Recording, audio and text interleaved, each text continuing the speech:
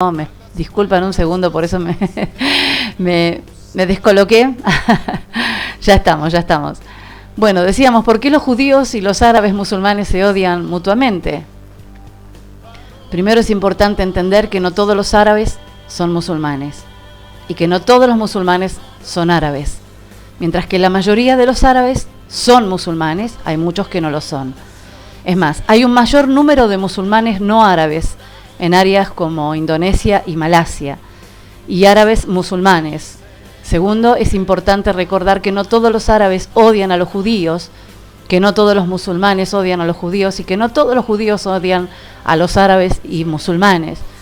Tenemos que ser cuidadosos de evitar de estereotipar a la gente. Sin embargo, hay que aclarar esto, y generalmente hablando, los árabes y los musulmanes sí tienen un rechazo y desconfianza hacia los judíos y viceversa. Esto, como decíamos, se originó allí en el nacimiento de Ismael por medio de Agar, su mamá, la esclava de Sara y de Abraham. De ahí nació esta raza, por así llamarla, de donde vinieron los musulmanes y donde viene esta religión. Y hay una explicación bíblica explícita para esta hostilidad. Esta proviene, como decíamos, desde Abraham. Los judíos son descendientes de Isaac, el hijo de Abraham, el hijo de la promesa. Y los árabes son descendientes de Ismael, también hijo de Abraham, pero hijo de la esclava. Habiendo sido Ismael el hijo de una esclava egipcia, eso lo pueden ver en Génesis 16, del 1 al 6. Obviamente habría alguna hostilidad entre estos dos hijos, uno ser de una mamá y otro de otra, habría bronquitas entre ellos, rechazos, y como resultado de las burlas de Ismael hacia Isaac, eso lo pueden ver en Génesis 21:9, Sara habló con Abraham pidiéndole que enviara a Agar y a su hijo Ismael lejos de su casa. Ahí es donde interviene Dios, y por mandato de Dios también es que Abraham obedece. Génesis 21, del 11 al 21. Pueden ir tomando nota. Y esto causó aún más desprecio en el corazón de Ismael por Isaac. Aún un ángel le profetizó a Agar que Ismael sería un hombre fiero y su mano iba a ser contra todos, la mano de todos contra él. Génesis 16, 11 y 12. La religión del Islam, a la cual pertenecen una mayoría de árabes, ha hecho esta hostilidad aún más profunda. El Corán contiene algunas instrucciones contradictorias para los musulmanes respecto a los judíos. En un punto se instruye a los musulmanes a tratar a los judíos como hermanos, y en otro ordena a los musulmanes a atacar a los judíos que rehúsen convertirse al Islam. El Corán también introduce un conflicto en cuanto a quién es el verdadero hijo de la promesa de Abraham. Nosotros los cristianos sabemos quién es, sabemos que es Isaac. Las escrituras hebreas dicen que fue Isaac, y el Corán dice que es Ismael. El Corán es el libro, o vendría a ser la Biblia de los musulmanes, ¿sí? Las escrituras hebreas dicen que fue Isaac, el Corán dice que fue Ismael. El Corán enseña que Ismael, a quien Abraham casi sacrificó al Señor, pero nosotros sabemos que no, que fue... y eso se hace una disputa entre quién tiene la razón y quién no la tiene. Sin embargo, la más antigua raíz de amargura entre Isaac e Ismael no explica toda la actual hostilidad entre judíos y árabes. De hecho, por miles de años en la historia de Medio Oriente, los judíos y los árabes vivieron en relativa paz e indiferencia de unos hacia otros. La causa primaria de la hostilidad tiene un origen más reciente, desde la Segunda Guerra Mundial, cuando las Naciones Unidas le dieron una porción de la tierra de Israel a los judíos. La tierra en ese tiempo estaba habitada primeramente por los árabes, los palestinos. La mayoría de los árabes protestaron vehementemente en contra de que la nación de Israel ocupara esa tierra, y eso es lo que dicen ellos. Pero las tierras, por derecho propio, le pertenecen a Israel. Las tierras fueron dadas por Dios mismo, por Jehová, por Yeshua, como lo llaman ellos. Podemos leer ahí en Salmos 122:6, dice: pedid por la paz de Jerusalén y sean prosperados los que te aman. Tremendo lo que está pasando, tremendo lo del caso de este niñito de Eilam. Y tremendo lo que se está viviendo en estos tiempos, mis hermanos. Hoy están a punto de desatar una tercera guerra mundial, por eso vemos que desde el año 2014 que están estas personas buscando un lugar donde ir a vivir, buscando otro país donde escapar de la guerra. Y vamos a examinar un poquito la historia del Islam. La religión del Islam comenzó a principios del siglo VII con un hombre llamado Mohammed, que ellos lo llamaban profeta. Él aseguró haber sido visitado por el ángel Gabriel durante estas visitas angélicas, las cuales continuaron por cerca de 23 años hasta la muerte de Mahoma. El ángel supuestamente le reveló a Mohammed las palabras de Dios, llamado Alá, en árabe y por los musulmanes. Estas revelaciones dictadas comprenden el Corán, que es la Biblia de ellos, como les mencioné anteriormente, el libro sagrado del Islam, que es esta religión, o secta, llámenle como quieran. Los musulmanes, seguidores del Islam, creen que el Corán es la preexistente y perfecta palabra de Alá. Es más, muchos musulmanes rechazan cualquier versión en inglés o en cualquier otro lenguaje del Corán. Estas son traducciones del significado del Corán, el cual solo existe en árabe. Aunque el Corán es el principal libro sagrado, la Sunna es considerada la segunda fuente de instrucción religiosa. La Sunna fue escrita por los compañeros de Mahoma acerca de lo que él hizo o aprobó. Las creencias fundamentales del Islam son que Alá es el único Dios y que Mohammed fue el profeta de Alá. Por la simple declaración de estas creencias, una persona puede convertirse al Islam. La palabra musulmán significa uno que se somete a Alá.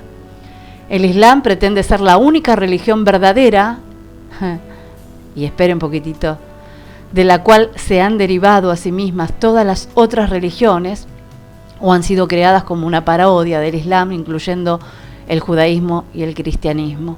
Ellos quieren hacer una religión mundial, una especie de orden mundial. Los musulmanes basan sus vidas sobre 5 pilares. El primero es el testimonio de fe, que no hay Dios verdadero sino Alá, y Mahoma, que es el mensajero profeta de Dios. Segundo, la oración. Debe realizarse 5 veces al día. Esquemáticos. Tercero, la limosna. Se debe dar al necesitado, puesto que todo viene de Alá, según ellos. Cuarto, el ayuno. Además de festividades ocasionales, todos los musulmanes deben ayunar durante la celebración del Ramadán, que es el 9º mes del calendario islámico. Y por último y quinto, la Hajj, que es la peregrinación a la mezquita de la Meca, que debe ser realizada al menos una vez en el 12º mes del calendario islámico. Estos 5 principios, que son la estructura de obediencia para los musulmanes, son tomados muy seriamente y literalmente. La entrada de un musulmán al paraíso se basa en la obediencia de estos 5 pilares. El Islam, comparado con el cristianismo, en relación con el cristianismo, el Islam tiene algunas similitudes, pero diferencias significativas. Como el cristianismo, el Islam es monoteísta, o sea, creemos en un solo Dios, pero ellos rechazan el concepto de la Trinidad. El Islam acepta ciertas porciones de la Biblia, tales como la ley y los evangelios, pero rechaza la mayor parte de ella, calificándola como difamadora y no inspirada. Ellos no creen que sea inspirada por el Espíritu Santo. El Islam asegura que Jesús fue solo un profeta, no el Hijo de Dios. Los musulmanes creen que solo Alá es Dios y cómo podría tener un hijo. En vez de ello, el Islam afirma que Jesús, aunque nacido de una virgen, fue creado igual que Adán del polvo de la tierra. Los musulmanes creen que Jesús no murió en la cruz, aunque negado por el Islam, la Trinidad y la redención de Cristo en la cruz son fundamentales para el cristianismo. El Islam enseña que el Corán es la autoridad última y la final revelación de Alá. Sin embargo, la Biblia fue completada en el primer siglo con el libro del Apocalipsis. El Señor advierte contra cualquiera que le añada a su palabra terminada. Apocalipsis 22:18. El Corán, como una supuesta adicción a la palabra de Dios, claramente desobedece el mandamiento de Dios. Finalmente, el Islam enseña que el paraíso se obtiene a través de buenas obras y la obediencia al Corán. Y la Biblia, en contraste, revela que el hombre no puede lograr la medida para llegar a un Dios santo. Solo por su misericordia y amor, los pecadores pueden ser salvados a través de la fe en Cristo. Y eso lo sabemos, vos y yo, vos que sos cristiano. Efesios 2, 8 y 9. La verdad. Por lo tanto, el Islam y el cristianismo no pueden ser ambos la verdad. Uno es la palabra de Dios y el otro no lo es. La verdad tiene consecuencias eternas. Por eso su palabra dice: no creáis a todo espíritu, sino probad los espíritus si son de Dios, porque muchos falsos profetas han salido por el mundo. En esto conocerán el Espíritu de Dios. Todo espíritu que no confiesa que Jesucristo ha venido en carne no es de Dios. Y este es el espíritu del anticristo, el cual ustedes han oído que viene y que ahora ya está en el mundo. Hijitos, ustedes son de Dios y lo han vencido, porque mayor es el que está en ustedes que el que está en el mundo. Primera de Juan 4, 1, 4. Qué interesante tema, ¿no? Qué interesante es poder conocer estas verdades de las que lamentablemente estas personas están equivocadas y que nosotros, mis hermanos, tenemos que estar orando y clamando a Dios para que Dios pueda tocar a este pueblo, para que Dios pueda tocar a esta gente y que realmente puedan darse cuenta de lo que están viviendo, del error que están viviendo. Luego, en el tercer bloque, les voy a mencionar en qué creen ellos y en qué se apoyan ellos para hacer todo lo que hacen, de matar tanta gente, de inmolarse. ¿Qué es lo que le prometió su Dios Alá y su profeta Mahoma para que ellos hagan lo que hacen? Terrible, mis hermanos, porque para ellos la mujer es un objeto más, es un símbolo de desprecio y de humillación.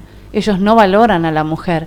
Sin embargo, les está prometido algo que se los voy a mencionar después en el tercer y último bloque, que tiene que ver con el motivo por el cual ellos asesinan y se inmolan y creen que matándose y lastimándose van a obtener lo que su profeta mentiroso les prometió. Dios bendiga a esta gente, mis hermanos, y realmente tenga misericordia de ellos.